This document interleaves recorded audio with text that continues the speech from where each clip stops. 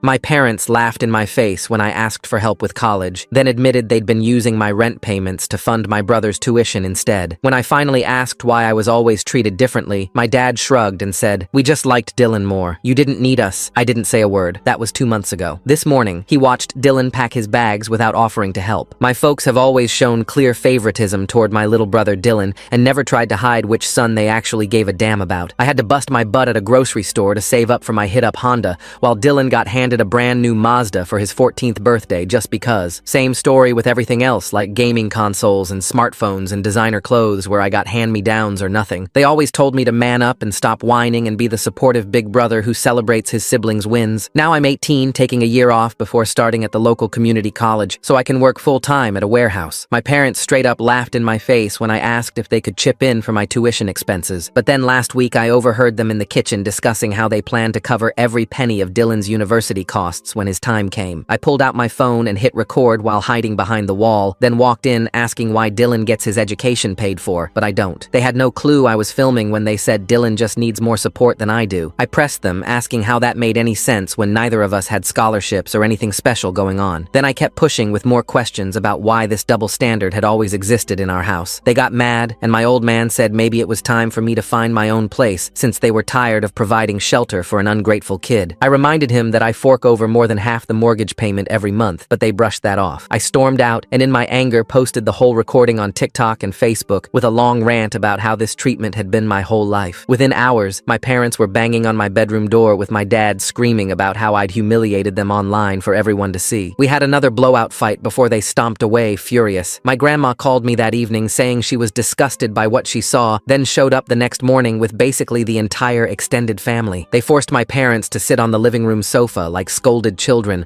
while relatives took turns telling them off. That's when I learned my grandparents had been sending them cash every month for years to help with household bills. Dylan stood there looking lost and confused before eventually taking the family's side and admitting he'd noticed the unfair treatment too. My parents gave me this obviously fake apology through gritted teeth. My grandparents offered to let me move in with them immediately and said they'd stop all financial support to my parents. My dad told me I should have kept family business private and hasn't spoken to me since, while my mom has been bawling non-stop. Now, I'm second-guessing whether I took things too far by going public. Update. I called my grandparents yesterday and told them I'd take them up on their offer to move in with them. While we talked, I asked about those monthly payments they'd been making to my parents all these years. Apparently, my mom had quit her office job to stay home full-time, and they started struggling financially. My grandparents stepped in, sending money each month to help with the mortgage plus extra that was supposed to go into college savings accounts for both Dylan and me equally. But my parents only ever planned to use those funds for Dylan's education, which is also how they bought him that car. So my grandparents are cutting them off completely now, which means my mom will probably have to go back to work to help dad make ends meet. I confronted my parents, demanding to know why Dylan was always the golden child, and asked if there was some big secret I should know about. The answer was absolutely nothing at all, not a damn thing. I'm not the product of an affair, or even an accident baby, they just plain liked Dylan better. I was furious, and we screamed at each other until I couldn't take it anymore, and left. My grandparents pulled up Saturday morning with a U-Haul truck ready to help me move. My parents were shocked when we started carrying boxes inside to pack up my stuff. Dad tried blocking our path, so I reminded him how he told me to get out, and that's exactly what I was doing. Mom started crying again, saying Dad only said that because he was mad, and they were actually counting on my rent payments for Dylan's college fund. I asked if that meant Dylan would never have to pay rent when he turned 18 like I did. Dad admitted that since I was working instead of going straight to college, my money should help pay for my brother's education. Basically, they never expected Dylan to work a single day while in school. My grandpa lost it and tore into my father, saying he'd raised him better than this garbage. He said he'd never been more ashamed, and they wouldn't see another dime from him ever again. Then he warned them he'd cut them out of the family completely if they tried any revenge against me for exposing their lies. Dad backed down immediately, and neither parent said another word to me after that. Dylan and I had this awkward goodbye moment where we didn't really know what to say to each other. Then I just loaded up my car and waved as I drove away to start fresh. But right as I was settling into my new room at my grandparents' place, Dylan texted me a screenshot of our parents' joint bank account showing they'd been hiding a secret trust fund worth over $200,000 that was supposed to be split between us. I stared at that screenshot for what felt like hours, my hands shaking as I zoomed in to make sure I was reading those numbers right. $200,000 sitting in an account with both our names on it, and they'd never said a word. I immediately called Dylan back, and he picked up on the first ring. He explained how he'd been snooping through Dad's home office looking for his car insurance papers when he stumbled across bank statements stuffed in the back of a filing cabinet. The The account had been opened when I was born, with regular deposits from various family members over the years for birthdays, holidays, and special occasions. The most recent statement showed it had been sitting untouched for at least 5 years. I hung up and marched straight to my grandparents who were watching TV in their living room. When I showed them the screenshot, my grandma's face went white. She grabbed the remote and muted the television, then called my grandpa over from the kitchen. They exchanged this long look before my grandpa finally spoke up. Turns out they'd been contributing to that account since day one, thinking it would give both Dylan and me a solid start in life. Other relatives had pitched in too, believing the money would be split fairly when we each turned 18. My grandparents had specifically instructed my parents to use it for our education or to help us buy our first homes. My grandma got up and disappeared into their bedroom, returning with a thick folder full of receipts and bank records. She'd kept track of every single deposit they'd made over the years, and the numbers were staggering. Between them and other family members, they'd contributed over half of what was in that account. I asked why they never mentioned it before, and my grandpa admitted they'd assumed my parents had already given me my share when I turned 18. They thought maybe I'd blown through it or made bad investments, which is why they never brought it up. Finding out the truth made them angrier than I'd ever seen them. My grandma immediately started making phone calls to other relatives who'd contributed, putting them on speaker so I could hear their reactions. My great aunt screamed so loud I had to hold the phone away from my ear. My uncle threatened to drive over and handle things himself. Every single person felt betrayed and demanded answers. While my grandma worked through her contact list, my grandpa pulled me aside and asked if I wanted to pursue legal action. He said what my parents did was theft, plain and simple, and we had enough evidence to take them to court. But I hesitated, thinking about how that would affect Dylan and tear our family apart even more. Instead, I decided to give my parents one chance to make things right. I texted them saying I knew about the trust fund,